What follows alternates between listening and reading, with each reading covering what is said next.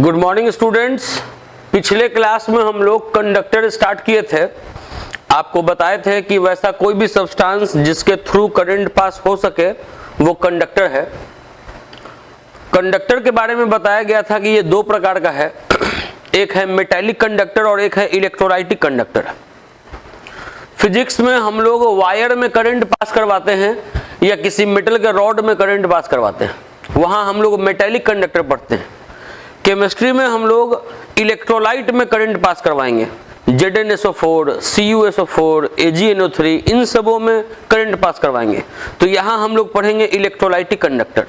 दोनों के बीच में डिफरेंस हो गया था और अब बताए थे कि कुछ छोटा छोटा 2-3 टर्म्स ऐसा मिलेगा जो आपको फिजिक्स में भी पढ़ना है। कॉपी पर हेडिंग दे देंगे पहले रेजिस्टेंस,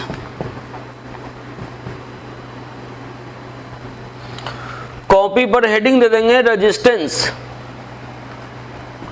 जिसको बड़े वाले R से डिनोट करते हैं। आप 10th क्लास में भी जब आप ओम्स लॉ पढ़े होंगे तो एक फॉर्मूला पढ़े होंगे V/I = R। ये आप ओम्स लॉ में पढ़े हैं।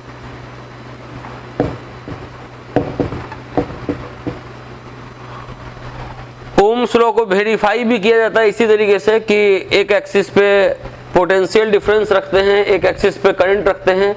जो डेटा है, डेटा को रख के ग्राफ बनाया जाता है। ग्राफ अगर स्ट्रेट लाइन आता है तो कहते हैं ओम्स लॉ वेरीफाइड। तो ये तो फिजिक्स में आपको 10th में ही पढ़ना था। यहां हम लोग को रेजिस्टेंस जानना है कि रेजिस्टेंस क्या है। तो रेजिस्टेंस किसी सब्सटेंस का वो प्रॉपर्टी है जो कि जिसके मदद से वो करंट को अपोज करता है। रेजिस्टेंस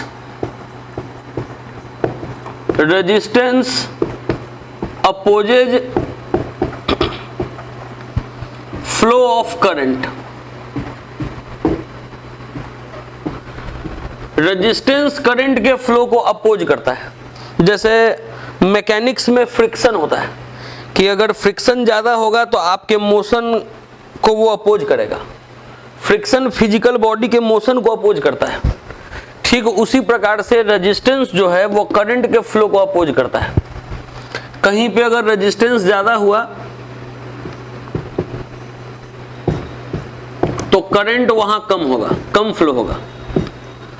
किसी वायर का अगर मान लीजिए रेजिस्टेंस कम होता है तो करंट उसमें ज्यादा फ्लो होता है। रेजिस्टेंस करंट के फ्लो को अपोज करता है। रेजिस्टेंस अगर ज्यादा होता है तो करंट कम फ्लो करता है। करंट को फ्लो करने में वर्क ज्यादा करना पड़ता है। रेजिस्टेंस अगर कम होता है तो करंट ज्यादा फ्लो करता है। जैसे हर वायर का अपना रेजिस्टेंस है, उसी तरीके से हम लोग केमिस्ट्री में इलेक्ट्रोलाइट पढ़ रहे हैं तो जितना भी इलेक्ट्रोलाइट है, हर इलेक्ट्रोलाइट का अपना रेजिस्टेंस होता है। जैसे डिफरेंट वायर का अपना अपना रेजिस्टेंस होता है। कोई वायर ऐसा होता है जिसका रेजिस्टेंस बहुत ज्यादा होता है तो उसको हम लोग हीटर वगैरह में यूज करते हैं। कोई वायर है जिसका रेजिस्टेंस कम होता है तो उसको हम लोग वायरिंग में यूज करते हैं। तो दिमाग में रखना है कि जैसे हर वायर का अपना रेजिस्टेंस है, वैसे जितना भी इलेक्ट्रोलाइट है, हर इलेक्ट्रोलाइट का भी अपना रेजिस्टेंस है। लिखेंगे कि all electrolytes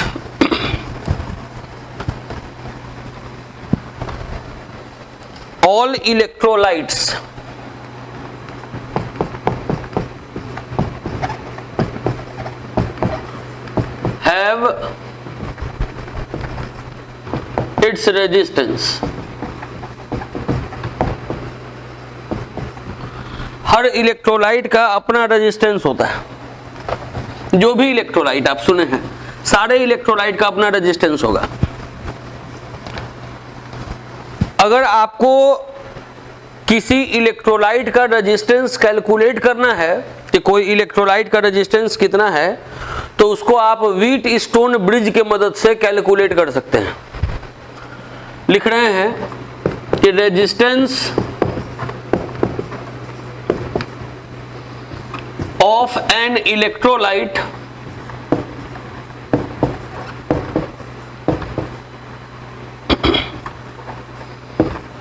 can be calculated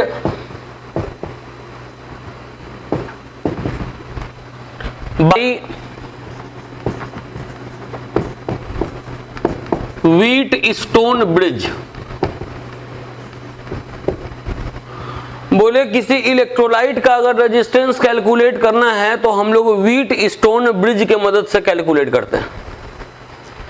Wheatstone bridge physics में पढ़ना है, करंट चैप्टर में, केमिस्ट्री में भी पढ़ना है करंट चैप्टर में, सॉरी ये इलेक्ट्रोकेमिस्ट्री में। फिजिक्स वाला जो व्हीटस्टोन ब्रिज है और केमिस्ट्री वाला जो व्हीटस्टोन ब्रिज है थोड़ा डिफरेंट है। फिजिक्स में जो व्हीटस्टोन ब्रिज है, केमिस्ट्री में जो व्हीटस्टोन ब्रिज है, जो थोड़ा डिफरेंस है, वो डिफरेंस आपको अभी हम क्लियर करेंगे। पहले भी आपको ये बता दिए कि किसी इलेक्ट्रोलाइट का अगर रेजिस्टेंस निकालना है तो हम लोग किसके मदद से निकालेंगे, तो व्हीटस्टोन ब्रिज के मदद से निकालेंगे। अब देखिए, सब लिखते जाइएगा।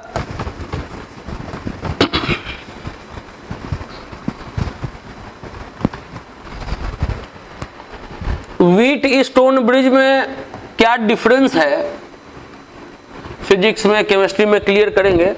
पहले एक बात जान जाइए कि कभी भी अगर लिखें रियोस्टेट, रियोस्टेट, तो इसका मतलब समझिएगा वेरिएबल रेजिस्टेंस। वो रेजिस्टेंस जिसका वैल्यू आप चेंज कर सकते हैं, घटा बढ़ा सकते हैं, रियोस्टेट, वेरिएबल रेजिस्टेंस। इसको सिंबल के मदद से ऐसे दिखाते हैं। इसलिए तो रेजिस्टेंस हुआ। अगर इसमें इस तरीके से अगर बना दिए तो ये हो गया रियोस्टेट।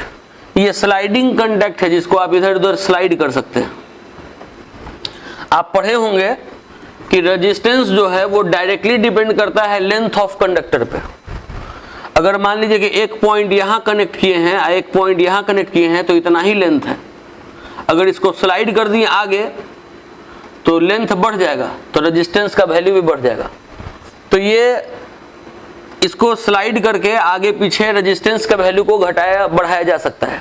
रियोस्टेट को इस तरीके से दिखाते हैं, रियोस्टेट को इस तरीके से भी दिखाते हैं।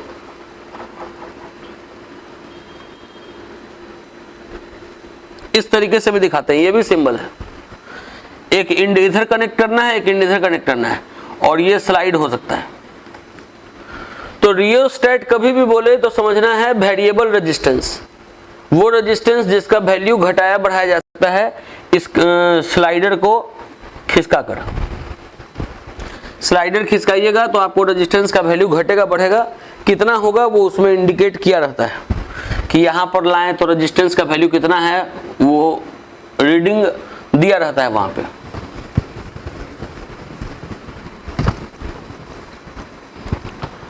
अब व्हीटस्टोन ब्रिज में आते हैं।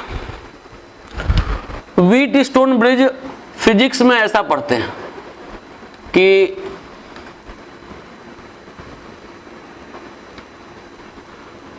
एक, दो,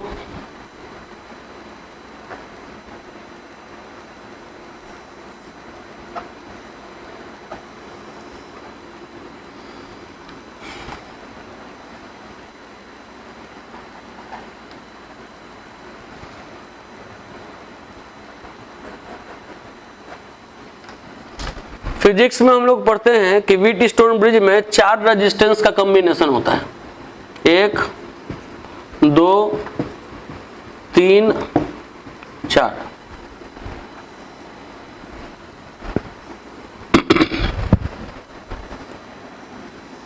ये फिजिक्स वाला बता रहे हैं।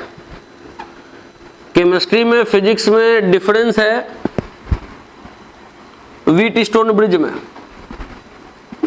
वो आपको बताते हैं हम, सुनिए। फिजिक्स में जो व्हीटस्टोन ब्रिज है 4 रेजिस्टेंस का कॉम्बिनेशन होता है। इसमें एक रेजिस्टेंस के जगह पे रियोस्टेट लिया जाता है। ये डिटेक्टर के जगह पे आप, ये डिटेक्टर है, डिटेक्टर के जगह पे कुछ भी लगा सकते हैं, गैल्वेनोमीटर, वोल्टमीटर, जनरली गैल्वेनोमीटर ही लगेगा। कहता है कि जो फिजिक्स में व्हीटस्टोन ब्रिज में आप पढ़े होंगे, थोड़ा सा डिफरेंट हम केमिस्ट्री में बताएंगे कि at null point, Wheatstone bridge में बताया जाता है कि at null point, null point क्या होता है कि वो समय जब इस डिटेक्टर से मतलब जीरो करंट शो हो, कि मतलब इधर से करंट फ्लो नहीं कर रहा है। जब अगर इधर से करंट फ्लो नहीं कर रहा है तो कहते हैं कि नल पॉइंट आ गया। अब ऐसा नहीं है कि नल पॉइंट अपने से आ जाता है, नल पॉइंट लाना पड़ता है। हम आपको बताते हैं कैसे। पहले भी आप जानिए कि व्हीटस्टोन ब्रिज में एक फॉर्मूला है कि जब नल पॉइंट आ जाए तो R1/R2 is equals to R3/R4, यह फॉर्मूला होता है। बच्चा लोग ऐसे तो सीधे ये फॉर्मूला याद रखता है कि at null point R1/R2 is equals to R3/R4। अब अगर इसमें कोई 3 रेजिस्टेंस ऐसा हो जिसका वैल्यू आपको पता हो, एक रेजिस्टेंस ऐसा हो जिसका वैल्यू आपको पता करना हो, तो ये फॉर्मूला लगा के आप उस रेजिस्टेंस का वैल्यू निकाल सकते हैं। अब मेरा बात समझिए कि ऐसे होता क्या है। होता है कि जैसे कोई एक रेजिस्टेंस आप ले लिए नॉन वैल्यू वाला, जिसका आपको वैल्यू पता है, जैसे 2 ओम 3 ओम, ये भी आपको नॉन वैल्यू वाला रेजिस्टेंस लेना है जिसका वैल्यू आपको पता है, जिसका वैल्यू आपको पता है। ये रियोस्टैट लेना है जिसका वैल्यू आप चेंज कर सकते हैं, और उसके बाद यहाँ पे एक रेजिस्टेंस लेना है जिसका आपको वैल्यू नहीं पता है, इसका वैल्यू आपको पता करना है। तो पहले इस तरीके से सबको जोड़ देना है। जोड़िएगा तो पक्का है कि नल पॉइंट नहीं रहेगा, कहीं ना कहीं करंट फ्लो करते रहेगा, ये इधर डिफ्लेक्ट किया हुआ रहेगा। क्योंकि ऐसा कुछ थोड़ी है कि आप कोई रेजिस्टेंस लिए अननोन रेजिस्टेंस लिए और यहाँ पे आप रियोस्टैट लिए, तो ये फॉर्मूला कुछ थोड़ी ना फॉलो कर जाएगा। तो शुरुआत में क्या होगा कि ये आपका निडल जो है वो डिफ्लेक्ट किया रहेगा, चाहे तो इधर डिफ्लेक्ट किया रहे चाहे तो इधर डिफ्लेक्ट किया रहे, मतलब ऐसा इंडिकेट करते रहेगा कि अभी नल पॉइंट नहीं आया हुआ है। फिर आप क्या करेंगे कि ये जो रियोस्टैट का जो स्लाइडर है इसको आप शिफ्ट करेंगे ऊपर की तरफ या नीचे की तरफ। अगर मान लीजिए कि इसको हम ऊपर की तरफ शिफ्ट कर रहे हैं, ये और दूर भाग रहा है, तब अगर हमको नल पॉइंट लाना होगा तो इसको नीचे की तरफ शिफ्ट करेंगे, और उसके बाद जब नीचे की तरफ शिफ्ट करेंगे तो ये धीरे धीरे इधर झुकेगा। एक समय आएगा कि ये 0 पर आ जाएगा।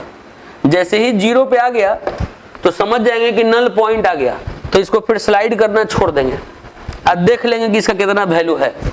आप स्लाइड किए तो वैल्यू चेंज किया, वैल्यू देख लेंगे, रीड कर लेंगे कि अभी वैल्यू कितना पर है। तो ये वैल्यू आपको पहले से पता है, ये वैल्यू पता है, ये वैल्यू पता है। अब ये 3 वैल्यू पता है और नल पॉइंट आप ले आए हैं। अब आप ये फॉर्मूला लगाएंगे तो आपको ये जो अननोन है रेजिस्टेंस, इसका वैल्यू पता चल जाएगा।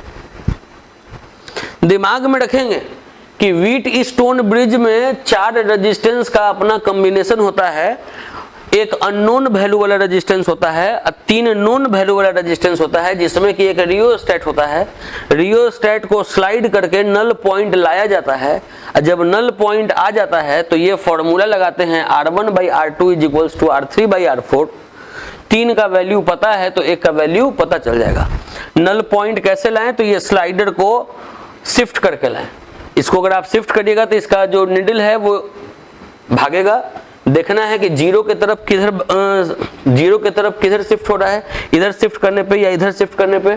जिधर शिफ्ट करने पर ये 0 की तरफ शिफ्ट हो रहा है, उधर की तरफ इसको स्लाइड करना है, 0 के पास ले आना है, नल पॉइंट ले आना है। जब नल पॉइंट आ गया तो ये फॉर्मूला लगा देना है, आपको रेजिस्टेंस निकल जाएगा। फिजिक्स वाले में क्या है कि यहाँ जो हम लोग सोर्स ऑफ करंट देते हैं वो हम लोग डीसी सोर्स ऑफ करंट देते हैं। डीसी सोर्स करंट 2 प्रकार का होता है, एक होता है डीसी और एक होता है एसी। बैटरी जोड़ते हैं यहाँ पे, बैटरी है DC source of current. DC का फुल फॉर्म हुआ डायरेक्ट करंट। करंट 2 प्रकार का होता है, करंट 2 प्रकार का होता है, DC direct current, AC alternating current. Direct current हम लोग उस करंट को कहते हैं जिसमें करंट का फ्लोइंग टर्मिनल फिक्स हो, plus always plus, minus always minus. ऐसे करंट को हम लोग डायरेक्ट करंट कहते हैं। जैसे मान लीजिए कि कोई रिमोट हो, ठीक है, जिसमें आपको बैटरी लगता है, तो जब आप बैटरी वाला पोर्शन खोलते हैं तो उसमें इंडिकेट किया रहता है कि प्लस इधर लगाओ और माइनस इधर लगाओ। अगर प्लस जिधर लगाया हुआ है तो हम लोग बैटरी का प्लस उधर लगाते हैं, और माइनस जिधर लिखा रहता है उधर हम लोग माइनस लगाते हैं। अगर उसके विपरीत अगर आप लगा दीजिएगा, जैसा यहाँ इंडिकेट किया हुआ है प्लस माइनस, अगर आप वैसा नहीं लगाएं, अगर आप उसके विपरीत अगर लगा दिए और आप चाहिएगा कि अब ये रिमोट काम करे, तो ये रिमोट काम नहीं करता है। क्यों नहीं काम करता है? क्योंकि करंट का फ्लोइंग टर्मिनल फिक्स होता है डीसी में, प्लस हमेशा प्लस होगा, माइनस हमेशा माइनस होगा। लेकिन जो ऑल्टरनेटिंग सोर्स ऑफ करंट होता है, जैसे मान लीजिए प्लग है, किसी पंखे का अगर प्लग है, प्लग को आप ऐसे लगाइए, फैन चालू हो जाएगा। आप ये प्लग को निकाल के इसको ऐसे पलट के ऐसे लगाइए, तब भी फैन चालू हो जाएगा। क्योंकि घर पे जो आपको ये जो करंट आप यूज कर रहे हैं वो आपका ऑल्टरनेटिंग सोर्स ऑफ करंट है। उसमें प्लस हमेशा प्लस नहीं है, उसमें माइनस हमेशा माइनस नहीं है, प्लस माइनस लगातार चेंज होते रहता है। दिमाग में रखेंगे कि ये जो डीसी सोर्स ऑफ करंट है उसमें फ्लोइंग टर्मिनल फिक्स होता है, एसी सोर्स ऑफ करंट में फ्लोइंग टर्मिनल फिक्स नहीं होता है। तो फिजिक्स में हम लोग जो व्हीट स्टोन ब्रिज पढ़ते हैं उसमें हम लोग डीसी सोर्स ऑफ करंट का यूज करते हैं। केमिस्ट्री में जो हम लोग व्हीट स्टोन ब्रिज पढ़ेंगे उसमें हम लोग एसी सोर्स ऑफ करंट का यूज करेंगे। क्यों करेंगे एसी सोर्स ऑफ करंट का यूज, इसको बताते हैं। इसको पहले इतना नोट कर लीजिए। देखिए, अब केमिस्ट्री वाले व्हीट स्टोन ब्रिज के बारे में बता रहे हैं। उसमें भी 4 रेजिस्टेंस होगा, R1,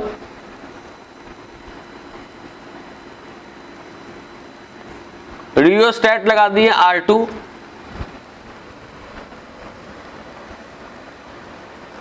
ये डिटेक्टर है, सीधे D लिख दे रहे हैं, डिटेक्टर जो नल पॉइंट इंडिकेट करेगा।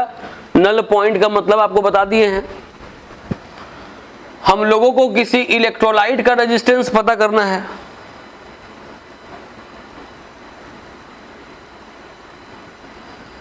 कोई इलेक्ट्रोलाइट है, अगर मान लीजिए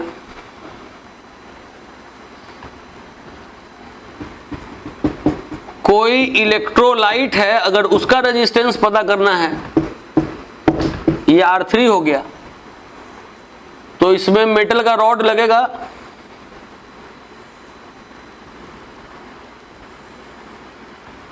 मेटल के रॉड को ऐसे जोड़ देना होगा।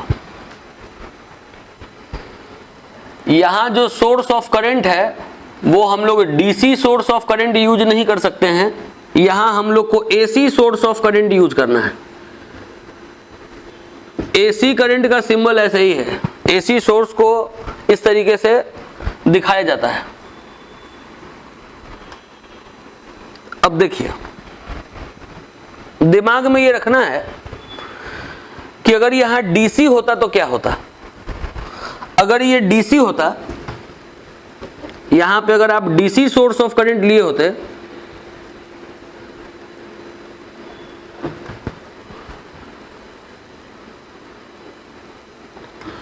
अगर यहां डीसी सोर्स ऑफ करंट लिए होते, एक प्लस होता एक माइनस होता, तो ये अगर प्लस है, ये अगर प्लस है तो ये रॉड हो जाता प्लस,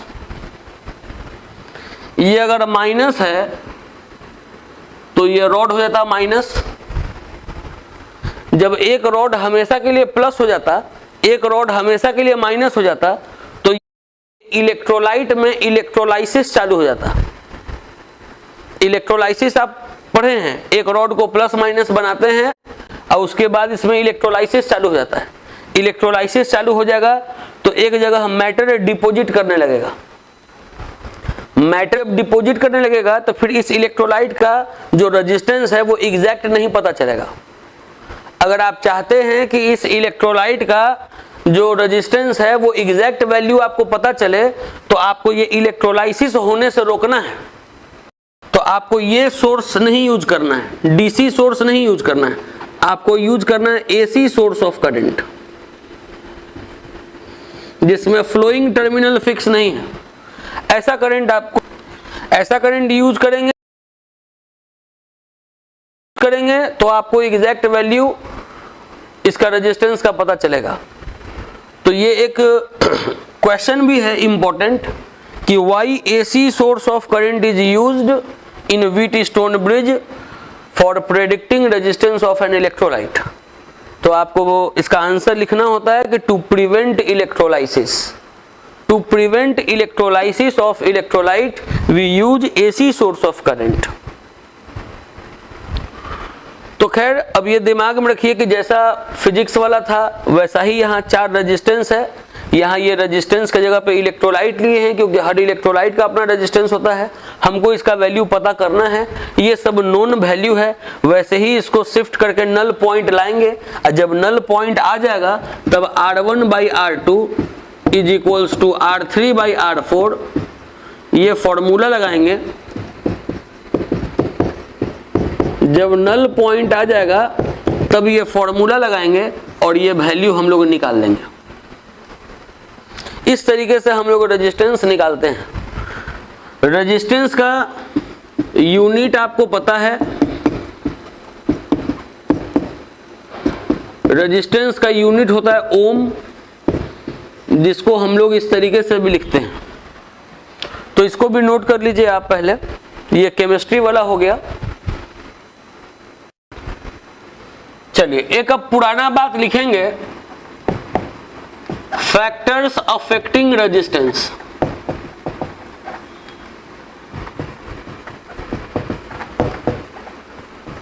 ये आप क्लास 10 से ही पढ़ते आ रहे हैं। पहला बात ये कि रेजिस्टेंस जो है वो लेंथ ऑफ कंडक्टर पर डायरेक्टली डिपेंड करता है। दूसरा कि रेजिस्टेंस जो है वो क्रॉस सेक्शनल एरिया पे इनवर्सली डिपेंड करता है। क्रॉस सेक्शनल एरिया हो गया कि अगर कोई वायर है तो वायर ये वाला हिस्सा कि कितना मोटा वायर है, ये हुआ क्रॉस सेक्शनल एरिया, जिसको ये ऐसे कलर कर दिए, ये हुआ क्रॉस सेक्शनल एरिया। दिमाग में रखेंगे कि रेजिस्टेंस लेंथ ऑफ कंडक्टर पर डायरेक्टली डिपेंड करता है और रेजिस्टेंस क्रॉस सेक्शनल एरिया पे इनवर्सली डिपेंड करता है। ये होता है πr²। अगर इन दोनों को कंबाइन कर दें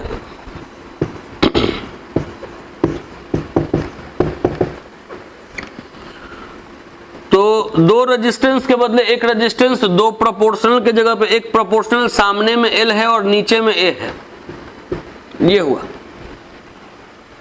प्रोपोर्शनल के साइन को हटाएंगे तो कांस्टेंट डालेंगे, कांस्टेंट रो डलाया जाता है, इसको पढ़ते हैं रेजिस्टिविटी।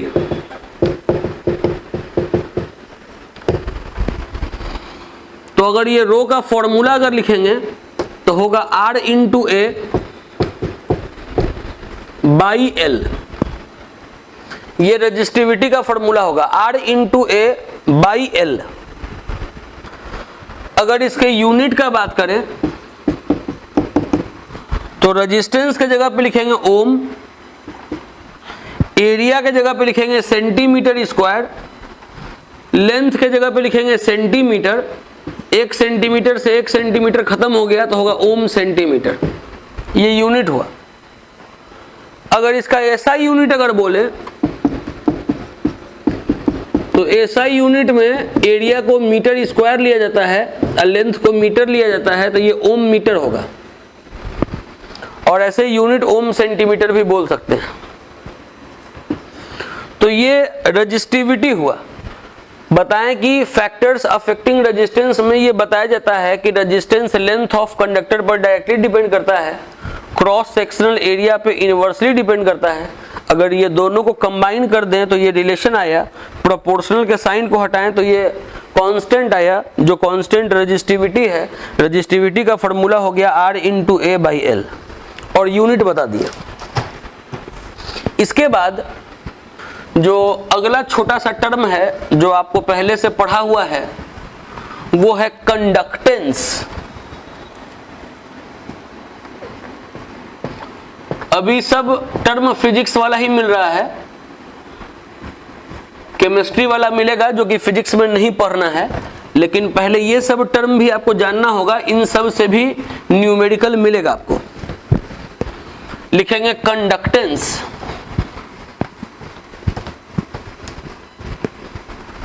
कंडक्टेंस को लेटर G से डिनोट करते हैं। It is reciprocal of resistance.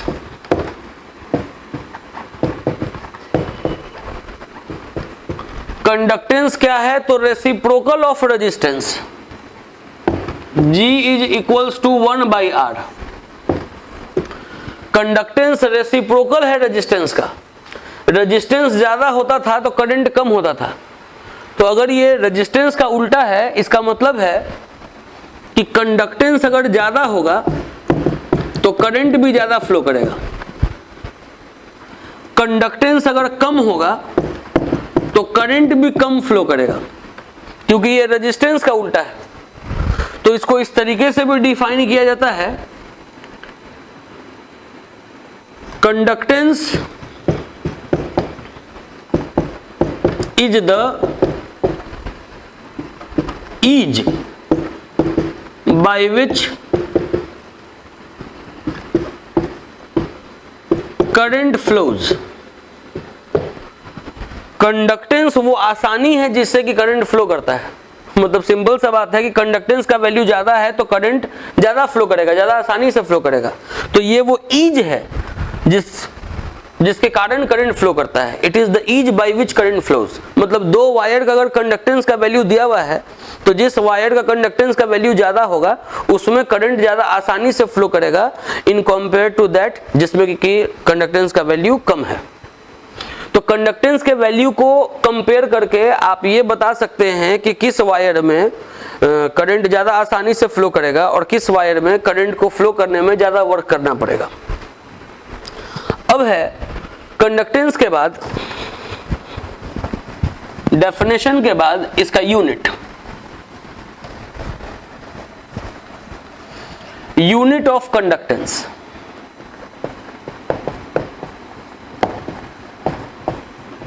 Unit of conductance, देखिए कंडक्टेंस था 1/R, तो ये हो गया 1/ओम। तो 1/ओम हो गया तो इसका यूनिट हो गया पर ओम। इसको आप ऐसे लिखें, ओम को ऐसे भी लिख सकते हैं, तो ये हो गया पर ओम। इसको ऐसे पलट के भी इसे दिखाया जाता है। ओम इनवर्स है तो इसको उल्टा भी लिखा जाता है, MHO। इसको बड़ा वाला S भी लिखा जाता है, साइमेन इसको पढ़ते हैं, साइमेन। तो दिमाग में रखेंगे कि कंडक्टेंस का ये सब यूनिट है, ज्यादातर यही चलता है, ऐसे कोई भी लिख सकते हैं आप। ये कंडक्टेंस का यूनिट हुआ। रेजिस्टेंस का यूनिट है ओम, रेजिस्टिविटी का यूनिट हो गया ओम सेंटीमीटर, कंडक्टेंस का यूनिट हो गया पर ओम या साइमेन। इसके बाद अब हम लोग को पढ़ना है conductivity.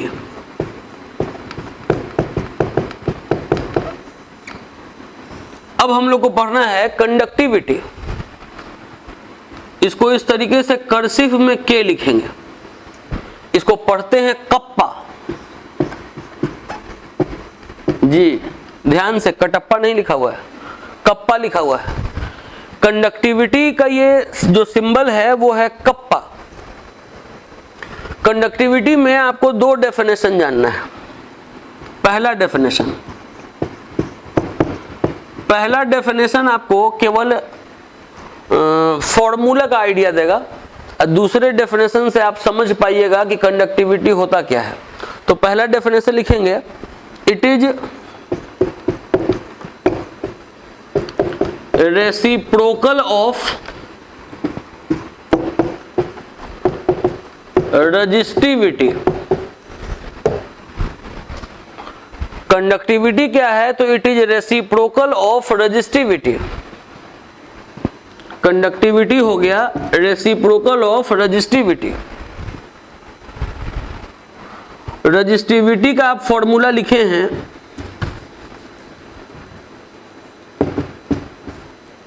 R into A by L।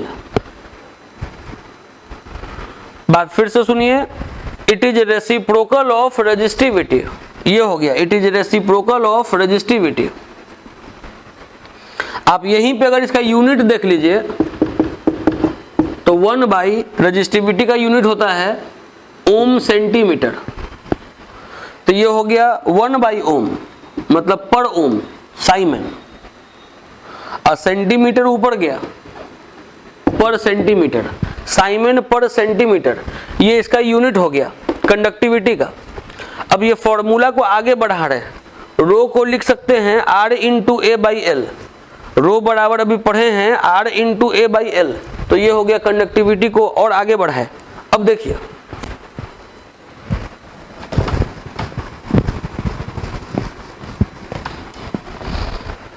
Conductivity बराबर 1 बाई आर, जिसको आप कंडक्टेंस कहते हैं, कंडक्टेंस, रेसिप्रोकल ऑफ रेजिस्टेंस इसको कहते हैं कंडक्टेंस।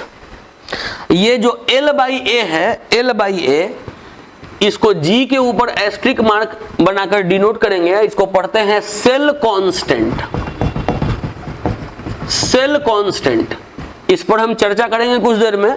अभी दिमाग में रखिए कि L बाई ए को सेल कांस्टेंट कहते हैं, क्योंकि जो इलेक्ट्रोलाइटिक सेल है उसमें जैसे वायर में ना हुआ कि जितना लंबा तार है वो हो गया लेंथ, जितना मोटा तार है वो हो गया cross sectional area. Electrolytic cell में, इलेक्ट्रोलाइट में L क्या हुआ, A क्या हुआ, वो भी हम बताते हैं। अभी आप दिमाग में रखिए कि किसी भी इलेक्ट्रोलाइटिक सेल के लिए L और A कांस्टेंट होता है, तो L बाई A को हम लोग पढ़ते हैं सेल कांस्टेंट, जिसको G के ऊपर एस्ट्रिक मार्क से डिनोट किया जाता है। तो ये हो गया कंडक्टिविटी बराबर, कंडक्टिविटी बराबर कंडक्टेंस इनटू सेल कांस्टेंट। पहले इतना नोट कर लीजिए।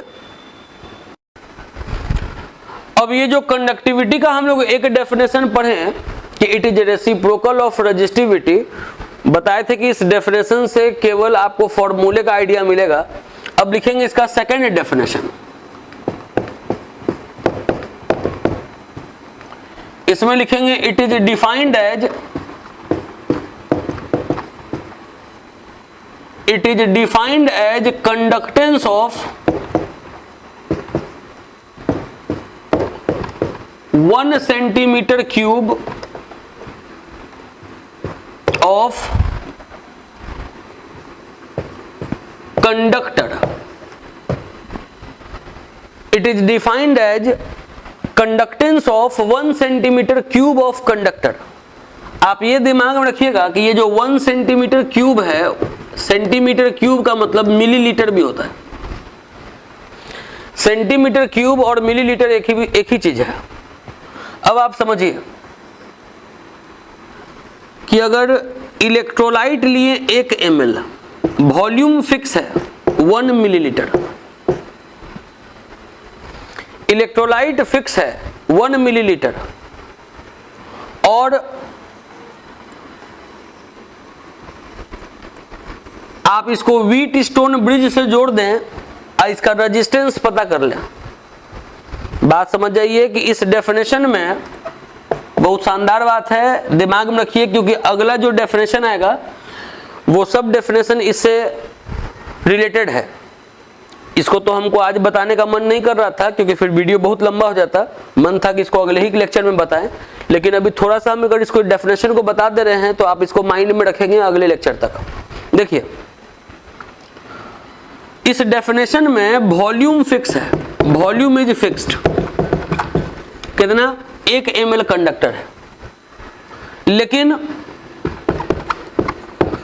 Amount is not fixed.